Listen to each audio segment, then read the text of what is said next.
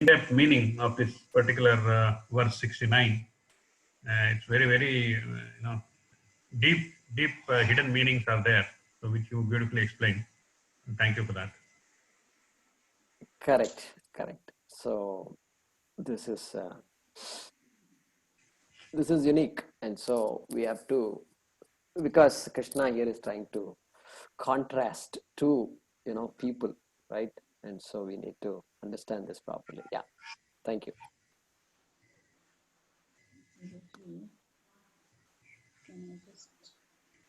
Guruji, may I ask you for an explanation of the third kind of reality? I lost connection in the middle. I got the first two. Yeah, who's talking? Hemlata. Let me spot you here. Okay, there you are. Right. Okay. Okay. We haven't seen you in a while, I think. I've always been there in every class. Thank you, Guruji. Okay. Thank you. All I right. got So, the Pratibhasika and the Vyavaharik with the Paramarthika.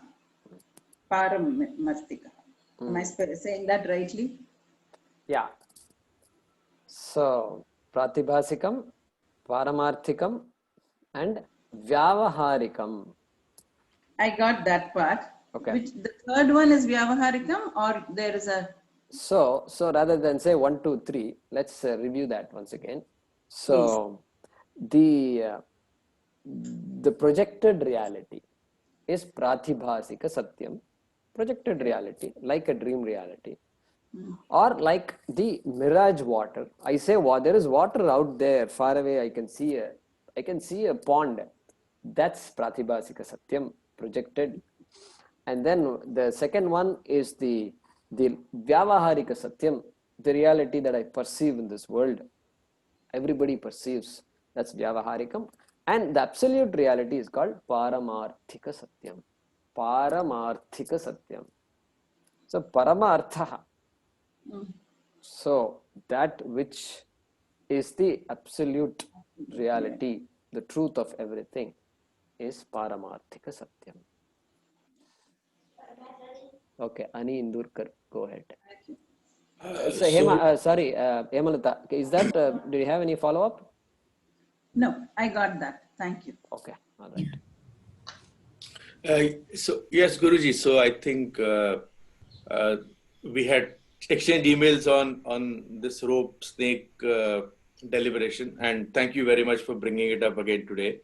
It went almost the one last point that I wanted to I guess ask. It's a little confusing for me at the level of, let's say, consciousness. Rope consciousness and snake consciousness, they are, well, all identical. I mean, it's just consciousness. So does that, I mean, are we trying to bring out sort of the kernel of the truth here, that whatever is happening at the physical levels, all the way up to buddhi, is probably just a sideshow, and consciousness, at the level of consciousness, it really does not matter? Correct. So the rope snake example is used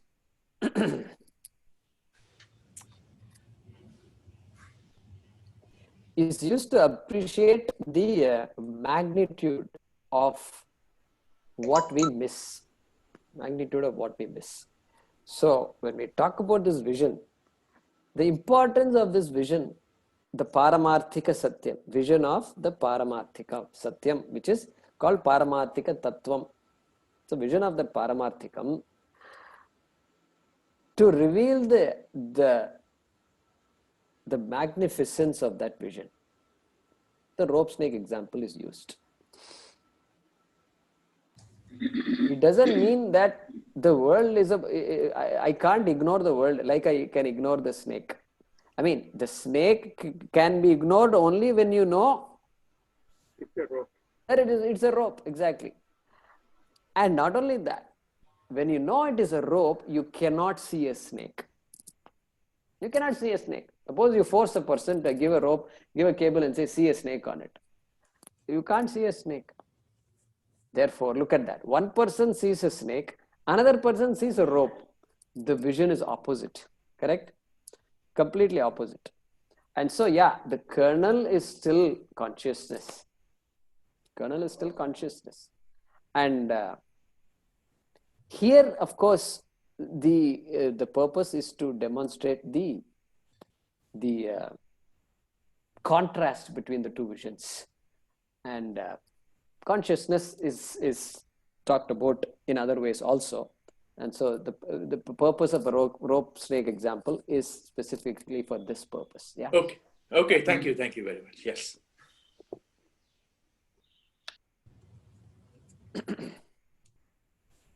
Yeah. Sukanya is there. Go ahead. No, nothing, Guruji. I'm clear. I had the same question that Hema Lata had. So I'm clear now. Thank you. Sure, sure. Jay Kumar ji, I don't know it's an appropriate question, but I'm thinking, is Krishna trying to explain the difference between Jnani and Ajnani here? Yeah.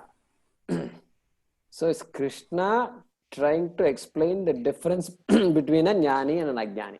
Yeah, the answer is yes. Answer is yes. So when you say Jnani is like Sthita Prajna? Correct. Jnani is a Sthita Prajna. Correct. Correct. So if he's a Sthita Prajna, he doesn't need Upanishad, Veda or anything, right? Correct. Then what is the necessity of explaining Jnani and Ajnani here? What is the purpose of explaining Jnani and Ajnani? I mean, why? If he is a Sthita Prajna, he's a Sthita Prajna, right? He already said all this in the previous slokas. So Correct. why is he explaining here again? Yeah. So here, because of Arjuna's question. Arjuna's question was, tell me about the Sthita Prajna. Tell me more, right? Tell me how I can know. How can I know who a Sthita Prajna is? So here Krishna is trying to say, you really cannot know who a Sthita Prajna is. Correct? You really cannot know. We've said a lot of things, but unless you know the reality, unless you see the rope, you don't know what it means to see a rope. Correct? Yeah. That's what is meant here. Therefore, he is just comparing the two, and they are like day and night. Correct? Oh, I see. Yeah. Yeah. Correct. That's what it is here. They are like day and night. Yeah. Sorry, thank you. Yeah, Prasad, go ahead. Yeah. The pramata, prameya, and pramana, once they are gone, right, for the wise person, based on just we talked about, generally the knower is a reflection from the witness consciousness by which we will understand what is known, right? The knower and known are seer and seen concept. For a Jivan Mukta, who is a wise person who is already liberated, there should not be any knower and known. So it is always witness conscious. But in the Vyavaharika world, how it would be, like knower and known for a Jivan Mukta, who is actually a witness, who understands the witness, he himself is the witness conscious. Correct. So the Vyavaharika means the wise person is not going to be any different. Okay, not going to be any different than others when it comes to engaging, right? Because that thought has to be there. The knowership has to be there. To interact, you have to have a thought. And so that triputi, knower, known, knowledge, continues. But it is abhasa. Abhasa means it is understood as not absolutely real. The absolute reality is me, and just like waves come out of an ocean, out of water, it is understood as negated, not absolutely real. So when engaging, there will be no difference, correct? No difference. There should not be any difference, because the purpose of a mind is to produce thoughts. And the thoughts have to be there. Otherwise, the wise person will not have any thoughts. Wise became wise, so the person is just like a stone. Why? Because no thoughts. Finished. Then there is no teaching. So Ishvaro Guru Ratmeti, we won't be chanting because there is no teaching. And so to answer your question, the person has, so all those thoughts are understood clearly, and they are not taken as Paramartha. That is why Vita Raga Bhaya Krodha. Vita Raga Bhaya Krodha. So the fear and all is not there. How? Swami would say, hey, the person sees a snake. What happens? Wise person sees a snake. So there is a knee-jerk reaction. Yes, this is a snake. It has a potential to bite this body. Same person also will have the same response. Snake is visible. Snake thought is there. Correct? Body thought is there. That the snake will do all these things. All those thoughts continue to be there. But a person will do whatever needs to be done. And so that ability to engage, all the pramanas continue to work. And all actions are done, but all actions are what we call abhasa karma. Actions done. Like this, like the uncle played all these games with the child. Actions are done. Correct? Jaykumarji, once you had given another example where we all know that the sun does not rise and set, but we talk like that, right? We say the sun rises and sets. It's similar, right? Because it is abhasa. We are in terms of transacting with the world, we are using those terms, but we know that the sun neither rises nor sets in reality, right? Correct. Similar example, same example. We can use that example as well. Yeah. There's another example I think we went through in Tattva Bodha. The two ministers one is Advaita Vedanti, other one is not. When the elephant comes, he runs away. And finally the king asks, why did you run away? You remember the thing? Yeah. So that example. Did I say that here in this class, Gita class? No. No. No.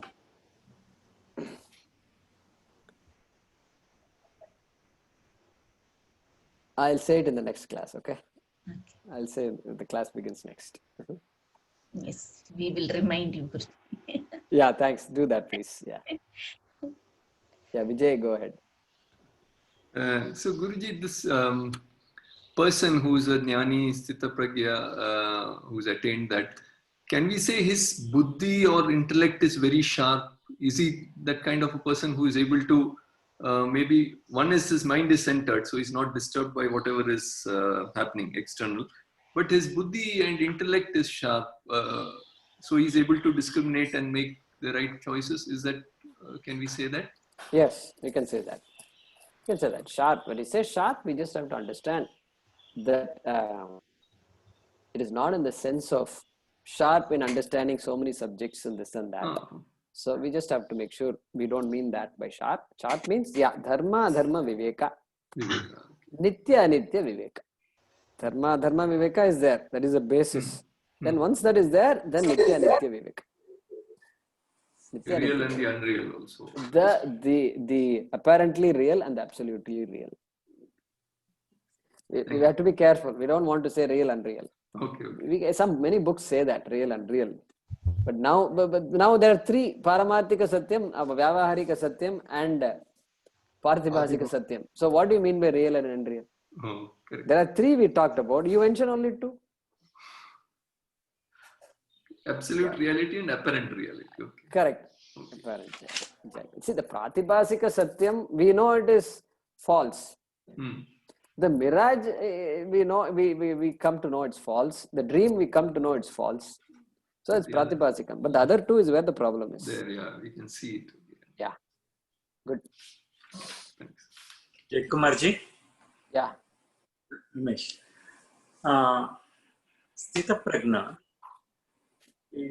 whatever the circumstances or whatever the external stimulus, his response will be muted or the same thing. But if it is not so smart, the dull person, he doesn't appreciate the outside circumstances, still his response is the same. Then how do you distinguish Sthita Prajna from the not intelligent person? Okay. You cannot. Yeah, I mean, how important is it to differentiate a Sthita Prajna from a dull person?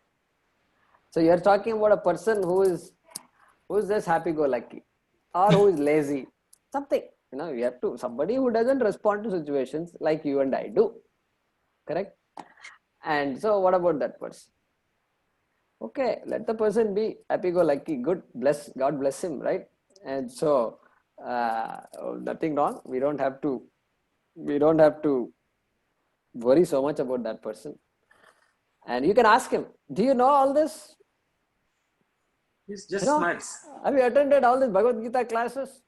Do you know Mahavakyam? Throw a few words at him and see how he responds. Then you can know. In fact, first of all, he cannot make out he is a Sthita Prajna or not. There is no way for him to know.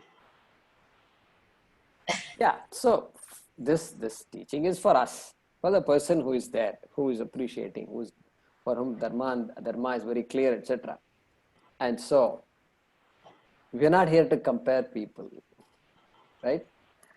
So even though here Krishna talks about that, because he is forced to talk. Sometimes the medical situation, you will come across some like a mutes or somebody like autism, and then they're just happy-go-lucky guys, or just is almost like a Sthita Prajna. Only the difference is Sthita Prajna, when the situation comes, he responds appropriately. Autistic guy, his response is muted. Right. Yeah. So we are not discounting that, and one can be apparently happy, one can be apparently free, and things like that. But the fundamental insecurity and all that will continue to be there. So that's why they say ignorance is bliss. Ignorance is bliss. Why ignorance is bliss? If we talk so much about ignorance here, right? Ignorance and knowledge, constantly we talk about it. But ignorance must be bliss. We say knowledge is bliss. Ignorance is not bliss. So that's because sometimes not knowing a problem, suppose you do a test and then they say, oh, corona positive. So sometimes, what they do? They're now avoiding getting tested. Because if you I'd rather take care of myself at home. I'll take all these medicines and just take care of myself. Because if people know that you have corona, then the whole process is different. The system takes over, So people are doing that. So sometimes it's better you don't know that you have a problem. Some people don't go to the doctor because of that. They don't say doctor. Stomach is hurting constantly. Hurting, ignore, take some aspirin. But why are you not going? Oh, I'm afraid. I'm afraid of something. So that also is there. So we are not worried about that. We want to let that person be. Autism, yeah, let that person be. But we understand the context of our space here. Yeah. Thank you.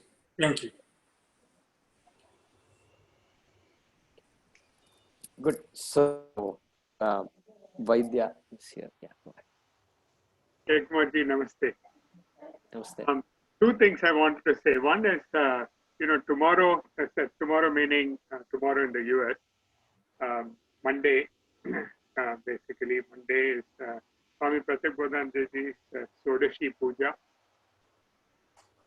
So I've sent the link to the ASK group, WhatsApp group, the link from Ashavidya Gurukulam in Saylorsburg. I think, it's during the day, so people in the US who are working may not be able to, attend that program. But it will be posted on YouTube afterwards, so they may be able to watch it at leisure in the evening. So I thought I'll share that. Sure. Thanks. Thanks, Vaidya. Yeah, Shodashi. Shodashi is an important ritual that we do for sannyasis who have gained samadhi. Thanks for that reminder. So that's happening, must be happening in this one, Surat only, no? They're probably celebrating in Surat in India, but here in Saylorsburg in Pennsylvania also they're celebrating.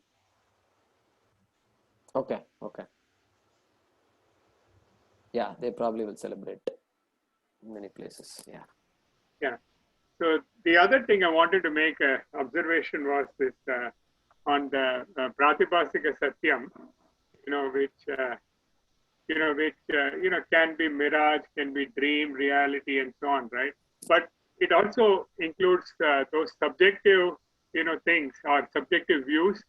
So two people have a dispute. Often this is because of two different Pratibhasika Satyam they are carrying in their mind, right? Correct. Exactly. So our view of another person is never completely objective. And so there's always some subjectivity is there. And so that subjectivity part can be called Pratibhasikam. Okay, that's our own projection on the other person. Right. And that's what I said. I gave the example of, somebody is useless. John is useless. And I said, this is what I was trying to say. That we make judgments about other people, which often are not true. Yeah. Okay. Any other? Guruji, Divya, go ahead. Yeah, go ahead. Yeah, not a question, but then I just wanted to thank you for this beautiful explanation of the sloka, because the reality, the way you explain it, you had this example from Tirumandiram. Otherwise, I wouldn't have known about it. So the way you compared that, you take that particular example, Marate Marandadu Mamadiyane. I never knew about it. So that makes the explanation about the reality also very useful. And it is an introduction to that particular text as well. So thank you so much for that, Guruji. Sure. Yeah. So it's very interesting how Tirumala wrote it. And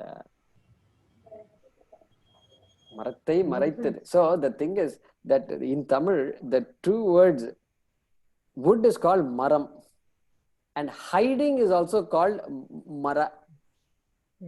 Maraipu. So Mara. So this Mara is there. Both words begin with Mara. Therefore, it suits very well here. And so Marattai Maraitadu Mamadayane. Maraithil Maraindadu Mamadayane. Like that it goes. Very beautiful.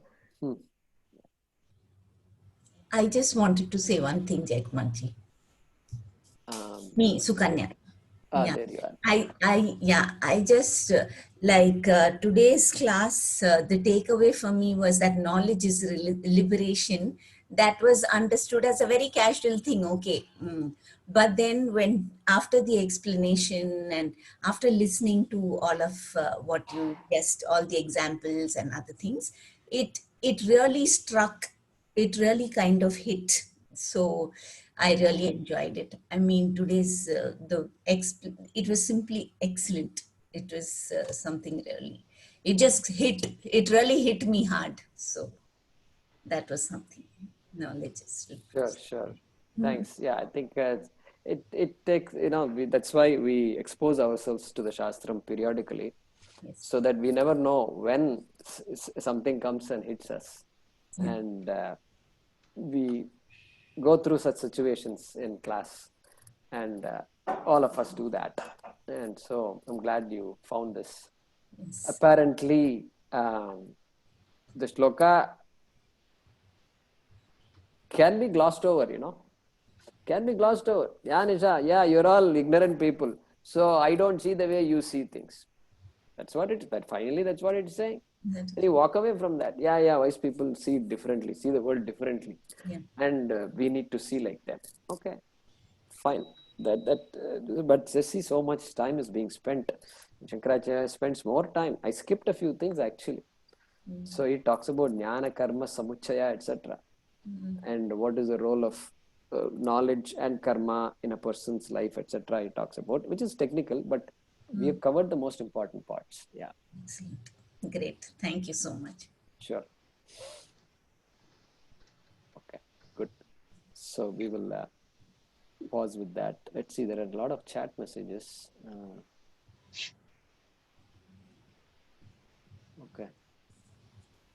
Okay, so there is Madhu has written here, like the 3D pictures, we see one picture all the time. Once you figure out the second picture, we find it difficult to see the first picture. Is it not? Yes. That's a good example, yeah. And so there is another example. So that comes to my mind, which is, you know, they have this picture made of dots, computer generated picture, all dots. How many of you know what I'm talking about? Yeah, so it's all dots. There is a, you know, in our homes generally we keep portraits of somebody, something. Ishvara, Ganesha is there, you know, Vishnu, all these, Krishna, they're all there. But here is a picture, and it's all dots, just dots, full picture full of dots. And you wonder, what is this? Then you read at the bottom, and it says, if you watch this carefully, then you should be able to see the Taj Mahal or Statue of Liberty or Brihadishwara temple. Then what? What is that? Then everybody, then suddenly a group, it becomes a big group because it becomes a challenge to see this, you know, and everybody is saying, no, you look like this. No, don't focus on that. Don't focus on this. I have not figured it out yet because too much advice I got, I think, and I couldn't really follow any one thing. But same thing there, look at that. So there it is opposite. Opposite means what? You see an image where you see dots. Yes. Here, images are all there. You are supposed to see the dots. Right. So the same thing happens with pointillism. The classical way of painting, the yellow dots and blue dots close to each other make you see green. I think if you looked at the, let's say, masters from 16th century, 15th century, they exploited that back since then. I think the whole movement of pointillist painting sort of exploited that. So I think relevant even today, never goes away. What is it called again? Pointillism. Pointillism, huh? Yes. And pointillism means?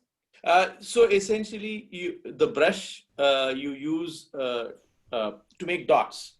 So points, right? So you put juxtapose, let's say, blue and green. Blue and yellow, you get the green, and the intensity of the blue tells you whether it's the darker shade of green, lighter shade of green, those types of things. So it's essentially fooling your vision and synthesizing a picture. Yes. I see. It's called pointillism, huh? Yes. Pointillism, because it's all based on points, is it? Points, yes. I see. Okay. So this is what? This is a subject. I mean, it's this idea. Style of it used to be. I don't know if it has got that many followers to it nowadays. But certainly, the masters of oil painting, the Western. Yeah, it is an art. I'm talking about. It's an art. 16th century, 17th century. I think they really took it, all the way till big portraits, landscapes, whatever. They followed that. I see. Yeah, some of them are there in the museums in France. Yeah, definitely. I see. Jai Kumarji. Yeah. while testing the color blindness, they use the chart. Yes.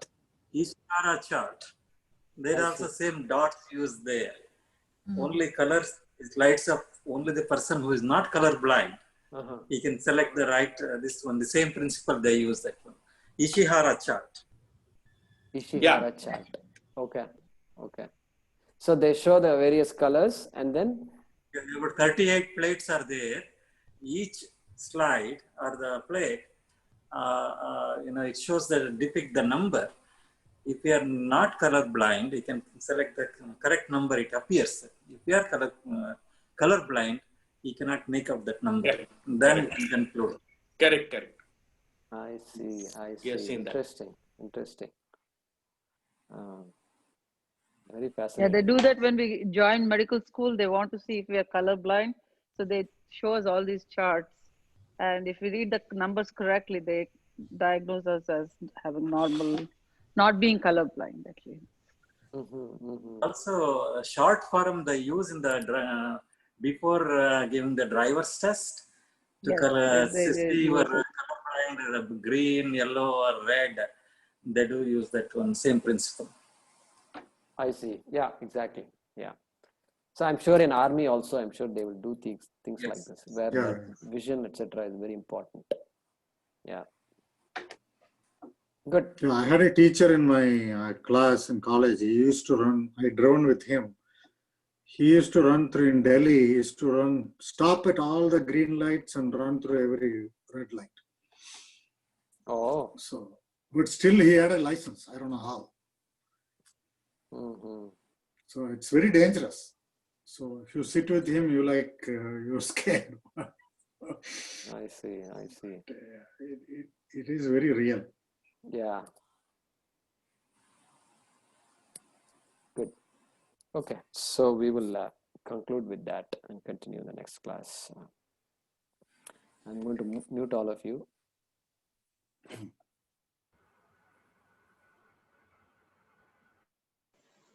Guruji, were you able to find somebody to go to Bihar for you? No, not yet. Okay. Not yet. Yeah, any help you can find. I don't know how to do that. I just posted it on Facebook, etc. But we need to make a more focused effort on this, I think.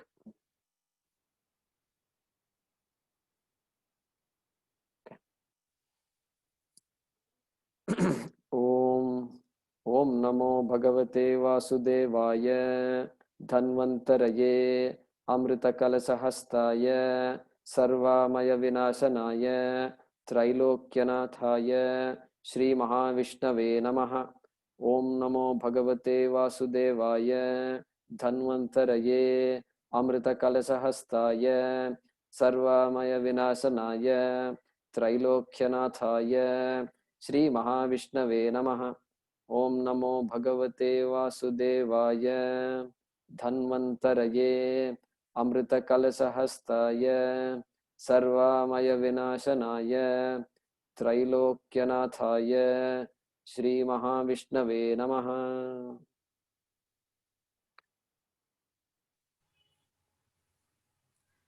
Yeah. Dhanyawada. Thank you, Jay Kumar. Thank you very much. Thank you very much.